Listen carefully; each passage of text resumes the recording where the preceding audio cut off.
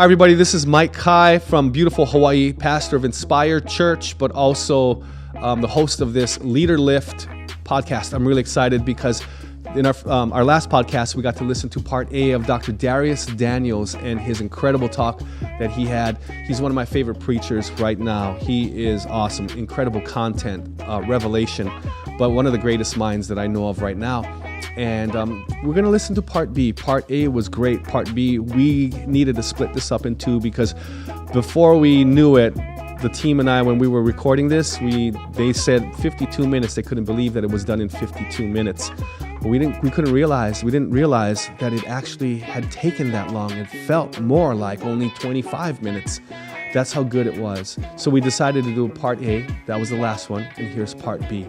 So I want you to listen to part B of my interview of Dr. Dharius Daniels from Change Church, New Jersey, and Orlando, Florida. Take a look. I want to go into another area. Thank you for sharing that about sermon prep. But you travel a lot. Mm-hmm. And looking at the cultural landscape of today, how do you handle some of the hot topics that are going on in our world today? Well, it depends on the topic. Okay. Because certain topics are, I think, so hot, even though I'm traveling to different places, they're so hot, people aren't talking about them. At least to me. Yeah. They aren't talking about them publicly, at least at the events I'm attending. Yeah. And they aren't talking about them privately in green rooms and things of that nature. Some of them I wish they'd talk about more. Yeah. I think great value could be added, at least in private settings, right? Yeah. I think great value could be added. One, if someone is thinking through something theologically, I really feel like we come to the best conclusion. We come to the best conclusions, get the best concepts in the context of community. Yeah. I feel like the power of all of us is greater than the power of any one of us. Yeah. And so if you're thinking through certain issues and everyone you're thinking through the issue with Yes. looks like you, is in your same age, it's in your same theological tribe, Okay. it's highly likely you're going to have the same blind spots. And I think that's how certain things can be perpetuated from generation to generation to generation, because everybody's consulting everybody that looks like them. Yeah. That's their same age. That's their same theological tribe. And so they don't get stretched in certain areas. So there's not a lot of conversations, I feel like, that's taken place, at least with me, with some of the hot topics. And as I said earlier, I wish we talked about them a little more. Yeah. You know, we're Hawaii, and probably from what we see from the hottest topic, one of the hottest topics, of course, is what's going on with the presidency. Yeah. And then, which is a spillover topic that flows into probably what racism. Yeah. And in Hawaii, we're so far removed from it, not only geographically, but also because of who we are as a people. I mean, a literal melting pot, right? Yeah. You look at us, and Miles McPherson says we're the most Skittles church next to his, meaning all different kinds of colored Skittles. However, it doesn't mean to say that there isn't a level of racism in any, toward any race. Right. For me, being part Hawaiian, but also being part Caucasian, I mean, I've been in the water surfing. I've been singled out as being a haole or a white guy. Yeah. Because I didn't look Hawaiian or dark enough. Yeah. So there's a level of that all over the world. Yeah. But I'd like to say that there's probably less here. Yeah. There's a bit more acceptance for everybody.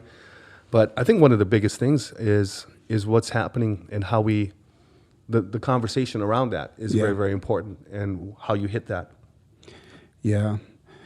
I think one of the things that has been counterproductive in the continental U.S. with the discussion is, I think the point that I just made, and that is, I think it is so controversial that even pastors kind of stay away from it. Yeah. And I don't believe you address lingering issues by avoiding them. So let's take, for example, something like racism. For me, in Scripture, you see two primary things. You see, in terms of mandates that God gives the church. Okay. One is the Great Commission. Okay. The other is the great commandment. And I think it's possible to lean in on the Great Commission. I think we do a great job of that in the continental U.S. Sure. But not so much with the Great Commandment. Yeah. And one of the things that I've often said is this, is that when a faith group gets racism wrong, you need to rethink who is helping shape the way you view Scripture. Think about that. Yeah. Right? Yeah. When you get racism wrong, that's a pretty big blind spot. Yeah. You know what I mean? Oh, for sure. And so in the U.S., it was championed at one point by churches and supported by churches and taught by churches. And part of the way that can happen is if everyone you are thinking through these issues with is from your same theological tribe or your same race, they have your same experience, you never get to be stretched and challenged on different ways to view the Scripture. And so I feel like in America, justice issues and racism is kind of like this, like there are people groups even to this day who feel like it's a distraction to the gospel. Sure. Like it's not a part of it. It's like, oh, that's the social justice accessory. Yeah. That's like the accessory to the gospel. When it's like, no, it's a great commandment issue. You got the Great Commission that can't be faithfully carried out without the Great Commandment. Exactly. And I think the largest, I really believe the largest, this is just my opinion, the largest hindrance to really addressing, to the church effectively addressing the issue of racism is sometimes the arrogance that exists where people aren't willing to hear another person's story without interjecting their experience on that person. Right? It's like you know what I mean? It's like so for example, in order for a person to really wrap their head around the impact of racism, you have to talk to someone who's experiencing it. Exactly. But you have to be willing to be a student. And that's hard for some people who've always been teachers. They want to tell you what you're experiencing and tell you what is and what isn't racism. So one argument is, hey, everybody experiences racism everywhere, et cetera. And the assumption is that, to me, it's an arrogant one. The assumption often is, hey, racism is simply feelings toward another person. To me, it's arrogant to assume that someone is upset because you don't feel a certain way toward them. That's saying, like for me, that would say you're assuming that a person is assuming I value your opinion of me that much. That I want you to like me. When it's for people of color like myself, the issue isn't what you feel about us. It's how you treat us. You know, and there's data. So we're not talking about just something that's ambiguous or dubious. There's data that exists that says, hey, if a person commits a crime, they commit the same crime, and they're two different colors, the way plea deals are offered are different. The way their sentence is different. The length of those sentences are different. The likelihood of being pulled over is different.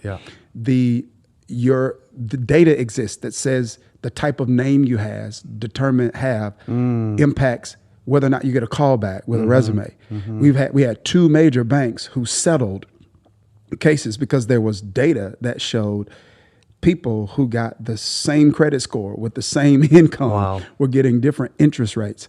So these realities are existing, but if you are disconnected from them, you don't know that that's happening, and you won't know unless you're willing to sit and to listen and to hear another person's story so that you understand the deep impact and effects of it. So I don't think a lot of people are just unconcerned about it, especially in the church. I wouldn't say that that's the issue. I would just say that a lot of them are so unaware of what the world is like for other people that they're just kind of insensitive to it. I find being out here in the middle of the Pacific doesn't mean that we're ignorant. I'd say in some ways just a little uninvolved. Yeah. But I appreciate the conversation of attempts for enlightenment, for us to understand more. Yeah. To see this is what someone else is going through, and for years, and what they've had to put up with, and what they've had to experience that most of us will never experience or have gone through in our own lifetime that we're going to be around here. So I know it's a hot topic and it's a sensitive subject, and I thank you for shedding a lot of light on that for us. Yeah. Great commission, great commandment. Yeah. And but I'm an optimist. Yeah. I'm a person of faith, so I am an optimist. And you're a bridge builder. Yeah, I am. I hope to be. I hope to be. I think one of the things that's really important too is, Esther had a interesting scenario where she had to make sure that she loved the reason God gave her a certain platform more than the platform itself. Okay. Yeah. She comes from nothing, and now she's interacting with all of these people, and she had to risk what God gave her for the reason that he gave it to her. Yeah. And so when people talk about being bridge builders and things of that nature, you kind of have to see yourself in that light. Like I was, this past semester, I taught at Princeton Seminary. So I'm a charismatic church planter. Okay. Who's teaching at Princeton Seminary. And so I remember you saying you were doing that. Yeah, it was an honor to do that. Yeah. But one of the things I try to, and I want to be better at it, constantly remind myself is, don't love what God has done more than why he's done it. He's put you here to be an ambassador for an expression of faith that is not often respected and understood in academic settings. And so I feel like it's kind of the same way in whatever environment God has me in. Whenever there is an opportunity to have an open and honest conversation about some of these topics that I don't believe are just like social or political, I believe they're biblical, then I just want to have the courage to love why God has done certain things in my life more than what he's done. And to be willing to risk the what to achieve the why. And some people don't speak out for those reasons. I'm telling you, some people don't go there because they're afraid sometimes of the relational consequences. If you're honest with a guy, will he invite you back, or will he, And I'm honest enough to say, hey, I've kind of been around long enough. God's blessed us with great churches or whatever and things of that particular nature that doesn't affect me as much the way it would. Not that I'm more spiritual. It's just like I'm just kind of in another place in my life where, even the people that I go for because I want to go for them. Yeah. Because I love them and I honor what God is doing and I want to partner and serve it in some way, but, not because I have to be there. So I think those are also conversations I'm having with up and coming bridge builders. Yeah. Because it's only when people see it that way that they're honest enough to engage these topics that are I believe is going to help the body come together and more faithfully live out God's intention for the church. I really believe for such a time as this that you've been raised up, and even for the longest time it will happen, that you have this crossover appeal with your style, your intellect, your the church that you're building, your longevity, all of that. I think that's why you appeal to so many, and I think you haven't even scratched the surface of where you're going to end up and what God's going to do with you. Is very inspiring. I mean, I tell everybody, I know Dharius Daniels. I know him. And I receive that encouragement. Because I appreciate you very, very much and all that you're doing. Everybody, if you just tuned in, this is Dr. Dharius Daniels from Change Church in New Jersey and in Florida. 3 campuses, so many more to come. And a world-renowned speaker with his beautiful wife, Shamika, here in beautiful Hawaii. And this is the Leader Lift podcast. I got one more question for you. Sure. Okay, so we talked about life. We talked about culture. Yeah. We talked about hobbies and athletics. Yeah. Talk to me about a leader. What's your biggest lesson you love to teach young leaders? You're a great leader. What do you love to teach young leaders? Man, a lot of times I feel like I suck as a leader. Do you feel that way? Maybe you don't. I do. I do. Yeah. No, I do. So, I'm like, oh. Yeah, so people... I feel like I suck on so many levels sometimes. So when people say that, I'm like, I don't feel that way. But I'm going to tell you this. It's a lesson I learned recently the hard way. Okay. You know, we probably heard it said, leaders lead, leaders learn. Okay. I've learned recently the importance of leaders listening. Oh, Oh, that's another drop the mic moment right there. I've learned the hard way that, Yeah. and not just listening in terms of mentorship and people that we admire. I think it's probably a little easier to listen there. Yeah. I'm talking about the importance of listening to those you lead. Okay. Because they have not that their perspective determines your decisions, Yeah. but their perspective should inform your decisions. Because people that you're leading Yeah. have a vantage point on the ground that you just don't have.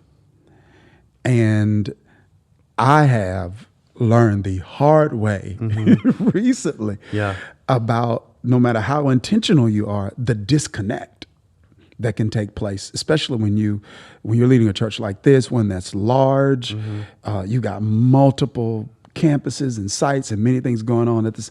How easy it is, no matter how intentional you are, to be disconnected from the pulse of some very consequential areas. Yeah. And man, I've learned the hard way. I won't go into some of it yet. Maybe at a later time. Yeah. I'll talk specifically about what some of these lessons have cost us as an organization. But one of the things this recent experience has done for me, as recent as last year, and it took the first 6 months of this year for me to right the ship, I believe. By the grace of God, I caught things before it cost me. So it cost me some time and some morale, but it didn't cost me people, but it almost cost me some key people. Yeah. Because people were having some experiences on the ground that I was disconnected from because they weren't in the kind of tier of leaders that I would typically interact with. I totally understand. So now it has caused us to create a completely different system. Okay. That gives a feedback loop to me that goes all the way down to the experience our volunteers are having with the lay leaders that they're under. Representing you and Shamika's heart all the way down to the lowest level, right? Yes. At the ground floor. Yeah. So we have been intentional about creating, and I got with one of the young ladies on our team is married to this huge HR consultant. So he consults everybody. So now I think he's consulting with JetBlue. He's done American Airlines, Southwest, et cetera. And so we got together. He customized this feedback loop in this system that we're going to implement that's actually going to provide me with data on the experience everyone is having with whoever is providing leadership to them. Wow. On every level, down to the children's workers, to their oversight, from their oversight to the next gen pastor, to well, he's my direct report, but to whoever that direct report is, that's going to keep us in the loop of when something is dying before it's dead. Because you didn't know so-and-so left about 2 months ago because you had no idea. And when they don't show up, you kind of forget because you've been traveling and you've been preaching, and then you find out that somebody... You're like, what happened to this person? Oh, it was so-and-so, your right-hand man, usher, guy, kind of offended somebody and never closed the loop on that. And this is, I don't even know if we should say this. And if we shouldn't, you could just take it out. Okay, yeah. But that is, man, there are times in a larger church... Yeah. It takes a while for you to, even at your campus, it takes a while for you to catch somebody's gone. Yeah, exactly. You're like, where's such and such? They're like, they've been gone 6 months. You're like, 6 months? Yeah. What happened? We can leave that one in because it's the truth. Yeah. It's the truth. It's the truth. It happens quite a lot. Yeah. The bigger you get. Yeah. And then you forget, and then it really disappoints you. Even the good stuff doesn't get back to you sometimes. Yeah. You want the good stuff too? You do. Not just the bad stuff? You do. Yeah. So I just got back from a trip, right? And I asked my assistant, she goes, I just need 15 minutes on the phone. Yeah. I go, you know me, hit me with the bad stuff first. Yeah. She goes, there's no bad stuff on this one. I said, Okay. oh, finally. Yeah. Finally, because oftentimes there's this issue, that person, and whatever. Yeah, it's interesting. That's a whole different conversation too. Mm-hmm. Like, people don't get that. The frequent influx of such bad news. Yeah. It's like borderline traumatic. Oh, yeah. So like when someone says, I need to talk, our mind does It's loaded. not immediately go, they're about to tell me something great. Yeah. Yeah. And that's not paranoia. That's not hypersensitivity. That is the nature of what we do. It's almost like a doctor, right? Yeah. For the most part, people aren't bringing the good news to you. I'm like, tell me now. Yeah. Don't make an appointment. Right. We need to talk next week. No, just tell me now. I need to triage this. Yeah, yeah. Do we hold this off to next week, or are we Yeah. talking right now? Absolutely. That's the way I am. Yeah. I'm with you on that. And I think at some point, someone needs to explore that a little more, because we are inundated all the time with bad news. Yeah. It's like, and so I think it contributes to that. But this is what I've heard said. This is the only occupation that I would not change, nor would I recommend. I wouldn't change it. I love doing what I do, but I wouldn't recommend it. Yeah. Yeah. I know what you're saying. Yeah. I got, I wanted to ask you this question. We can leave it in the podcast so we don't have to, but it's not anything heavy. Mm-hmm. But maybe about 7 years ago, 5 years ago, we didn't hear of each other. But it's kind of like you were already crushing it, but it just wasn't in the circles that we now run in. Mm-hmm. And then I think Steve Kelly told me about you through Courtney McBath, the Bishop Courtney McBath. Yeah. The Apostle Bishop, man. I golfed with him. Great man of God. Yeah, I love Bishop. That's, since then, you're almost a household, church-hold name. Everybody knows Dr. Dharius Daniels. My question for you is, when was that? What season were you in? Am I right that it just, for such a time as this has happened? God has revealed you. You were already doing it. And what was the season like? This is what's weird, okay? And this is, I feel like it's really important to be, I don't feel like humility is denying your identity. Yeah. Like I heard one author say, humility isn't denying what you have, it's forgetting. Arrogance, humility isn't denying what you have. Arrogance comes when you forget who gave it to you. Okay. Yeah. So I'm not saying this to be humble. Yeah. But this unveiling that you're talking about, I think people on the outside may experience it. I don't experience it. Meaning, so if more people are influenced by or aware of our ministry, I mean, you may notice, I don't know, since 2013, I've gotten invitations to speak. I guess maybe, I don't know. It's like what you're describing on your end. Yeah. Is not what I experienced on my end. Yeah. It's just I'm not saying there was any pixie dust or nothing like that. You've been working hard since the day you started. Yeah. So I think it was just in a different world, in a different circle, and now it includes more circles. I think that's it. Yeah. Your circle just got larger. Yeah, I think that's it. And I can't specifically point to like even 1 year or ones. It was one, it's all God. And I think that's so important for a leader to hear, because sometimes they think you can like Instagram your way into a certain circle. Like God has a ministry metron set out that he's carved out for people, and you can go beneath it, but you can't supersede what God intends for you. And so, for example, I did this conference in 2013, the C3 conference. with Ed Young. Okay. So I did that 1 year. Well, the year I did that, it just so happened that one of the staff pastors from the Potter's House was at the conference the night I spoke. Mm-hmm. Then I ended up doing Bishop Jake's Megafest that year just because that person just happened to be there. That's not like Instagram or marketing strategy. That's like a God thing. Yeah. Well, the next year, Ed invites me back to do C3 again. Well, that year, Steve Kelly happened to be speaking also. Mm-hmm. Yep. So Steve hears me speak, and then Steve invites me to do his thing. Yeah. I do Steve's thing, then I meet Paul DeJong. So it's this kind of, it seems so random, Yeah.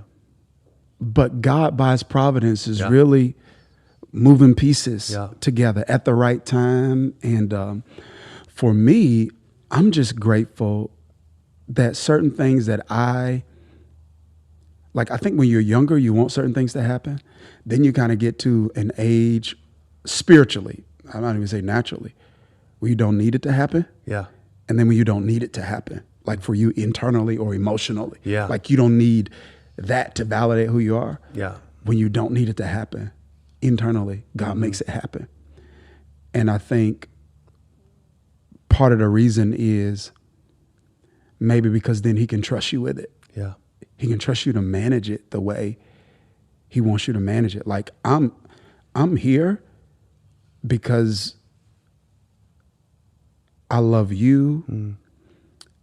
I love what you're building. And I want what you're building to be better when I leave. Yeah. I'm not here like to preach. I preach 5 times every week at our spot. I get tired of hearing myself, you know? Yeah. Seriously. I was speaking in LA last week and they wanted me to do the same. I think I spoke 3 times. They wanted me to do the same message. And I was like, I do the same message 5 times every weekend at my church. Can I just do something different? Because I don't want to hear myself. Can I challenge myself? Yeah, do the same thing. So the point is, like, I genuinely want to serve this house and I want to make a deposit into your people here that helps push what God is doing. And for me, I guess if this would have happened for me when I was 25, I don't know if that would have been my sole motive. You know what I mean? Like I don't know. So I feel like God knew when it was the right time for whatever to happen for me. Yeah. And that's what I kind of want to do now. I want to steward that well. And so now I'm kind of in a season where I'm making moves, primarily just for like people like you, people that I love and who are building something I want to serve and contribute to. Other than that, I'm staying home and serving my church and loving my wife and trying to be in Orlando as much as I can. Yeah. Well, I tell you what, we've had an amazing time with Dr. Dharius Daniels or the Leader Lift podcast. Thank you so much for your time. It's been great. Thank you for hanging out in Hawaii and staying a little bit longer after the conference. I know you guys gave so much, and we look forward to hearing you on the weekend. But we love you. Can't wait for your new book. When's your book coming out? It's coming out January 2020. It's called Relational Intelligence. Everyone has a place in your life, but it is up to you to determine what place to put them in. See, some people aren't the wrong people. Yeah. They're just in the wrong place. Yeah.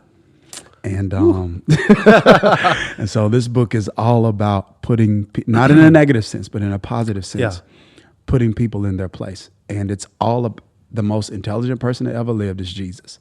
And if you want to see how to manage relationships, Jesus models it for us.